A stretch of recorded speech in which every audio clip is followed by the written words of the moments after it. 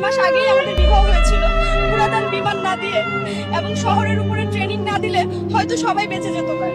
সেই মানুষটা আর কখনো ফিরবে না, আর কখনো দিবে না একটা ফোন কল, একটা হাসি, একটা মেসেজ।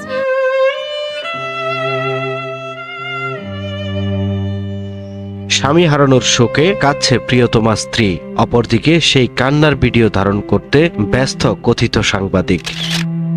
সম্প্রতি এমন দৃশ্যের একটি ভিডিও সামাজিক মাধ্যমে ছড়িয়ে পড়ায় তুমুল সমালোচনার সৃষ্টি হয়েছে। সেই সাথে কথিত সেই মোবাইল সাংবাদিককে নিয়ে উঠেছে নিন্দার ঝড়। জানা যায়, ভিডিওটি আলোচিত মাইলস্টোন ট্র্যাজেডির ঘটনায় নিহত পাইলট তৌকিরের মরদেহ যেদিন ঢাকা থেকে রাজশাহী পৌঁছায় সেদিন এমন অমানবিক ঘটনা ঘটে। ভিডিওতে দেখা যায় নিহত পাইলট তৌকিরের স্ত্রী নিজুমকে কাঁদতে কাঁদতে হেঁটে যেতে। নিজুমকে দুপাশ থেকে আগলে রেখেছেন দুজন নারী, যার মধ্যে একজন বিমান বাহিনীর এক কর্মকর্তা। এ সময় এক ব্যক্তি নিজুমের এমন কান্না বিজড়িত মুহূর্তের ভিডিও ধারণ করছিলেন, তাও অনেকটা মুখের কাছ থেকে। বারবার নিষেধ করা সত্ত্বেও ওই ব্যক্তি ভিডিও করতে থাকলে এক পর্যায়ে তৌকিরের স্ত্রী ওই কথিত সাংবাদিকের ফোন হাত থেকে নিয়ে আছাড় দেন। এরপরেও ওই নির্লজ্জ ব্যক্তি থেমে নেই, মাটিতে পড়া ফোনটি হাতে নিয়ে আবারও ভিডিও করতে শুরু করেন।